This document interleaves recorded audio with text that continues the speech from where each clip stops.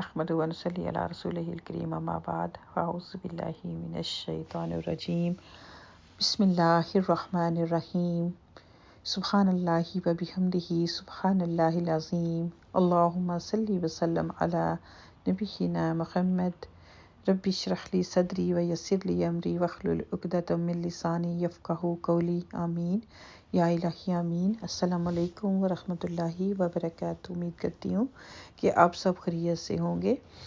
तो जैसा कि आप सब जानते हैं, माशाल्लाह रमज़ान की आमद है, हर तरफ तैयारियां हो रही हैं। तो इन सारी चीज़ों को सोचते हुए मैंने सोचा कि हम थोड़ी देर के लिए अपनी जो इस्लामिक तारफ़ बुक है उसको स्टॉप करके तो हम रोज़ों के मतलब जो हमें चीज़ें फ़ायदा दे सकती हैं उनको इंशाल्लाह हम डिस्कस करेंगे। तो आज से इस सिलसिले को शुरू करते हैं। रोज़ा इस्लाम के बुनियादी फ़राइज़ में से एक फ़र्ज़ है। हदीस पाक है कि नबी पाक सल्लल्लाहु अलैहि वसल्लम ने फरमाया, इस्लाम की बुनियाद 5 चीज़ों पर है।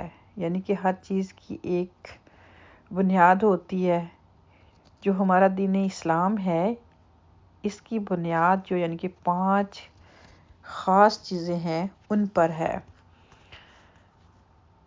नंबर 1 यानी कि कलमा, यानी कि अल्लाह को हाज़िर जानकर कलमा शहादत कहना, ये पहला काम है। उसके बाद इंसान इस्लाम में एंटर हो जाता है।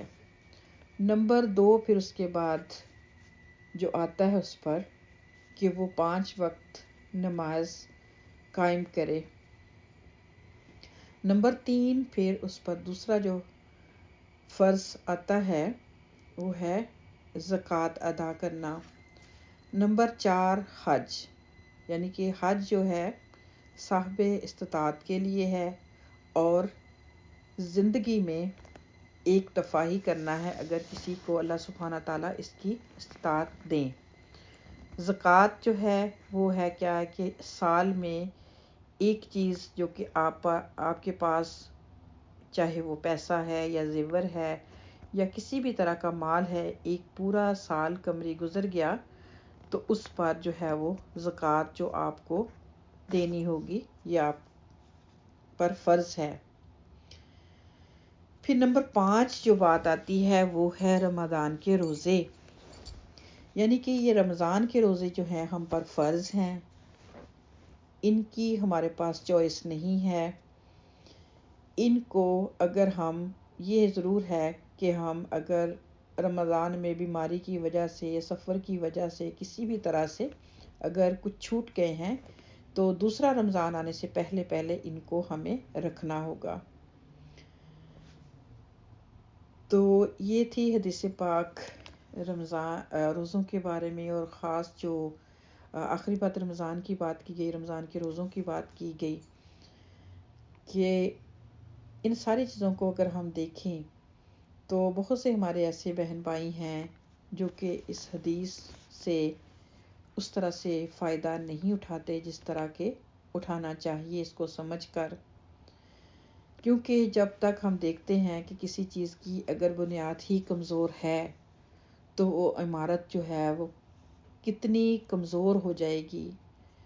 फिर अगर उसके पिलर्स या उसकी बुनियाद मज़बूत है तो फिर उस इमारत की जो है वो टोटली डिफरेंट सूरत हाल होगी। तो अगर ये 5 काम हम अच्छे से करते हैं तो फिर हमारी जो मेन बुनियाद है इस्लाम की, वो जितनी ही स्ट्रॉन्ग होगी, मज़बूत होगी, उतना ही हमें फ़ायदा होगा। अगली हदीस पाक को देखते हैं इंशाल्लाह। हज़रत अबू हुरैरा रज़ियल्लाहु ताला अन्हु कहते हैं कि एक अराबी नबी पाक सल्लल्लाहु अलैहि वसल्लम की खिदमत में हाज़िर हुआ और अर्ज़ किया कि मुझे ऐसा अमल बताइए कि जिसके करने से मैं जन्नत में दाखिल हो जाऊं। आप सल्लल्लाहु अलैहि वसल्लम ने फरमाया, अल्लाह सुब्हाना ताला की इबादत कर, उसके साथ किसी को शरीक ना कर, फ़र्ज़ नमाज कायम करो, फ़र्ज़ ज़कात अदा करो اور رمضان المبارک کے روزے رکھو۔ اس نے کہا اللہ کی قسم میں اس سے زیادہ کچھ نہ کروں گا۔ جب وہ آدمی واپس ہوا تو آپ صلی اللہ علیہ وآلہ وسلم نے فرمایا کہ جس سے جنتی آدمی دیکھنا پسند ہو وہ اسے دیکھ لے۔ تو یہاں پر بہت ہی سمپل الفاظ میں ہمیں بتایا گیا کہ دین اتنا مشکل نہیں ہے۔ اگر ہم، ظاہری بات ہے ہم سبھی جنت کے خواہش مند ہیں، ہم سب جنت میں جانا چاہتے ہیں، تو ہمیں سمجھ نہیں آتی کیا کریں کیا نہ کریں، کون سا کام ضروری ہے کون سا کام غیر ضروری ہے۔ تو یہاں پر ایک آئیڈیا دے دیا گیا کہ جب انسان سب سے پہلے اس کو نبی پاک صلی اللہ علیہ وسلم نے حکم دیا کہ فرض نماز، یعنی کہ فرض نماز کو چھوڑنا یا اس میں غفلت کرنا کیا ہے؟ جنت سے دوری کا باعث۔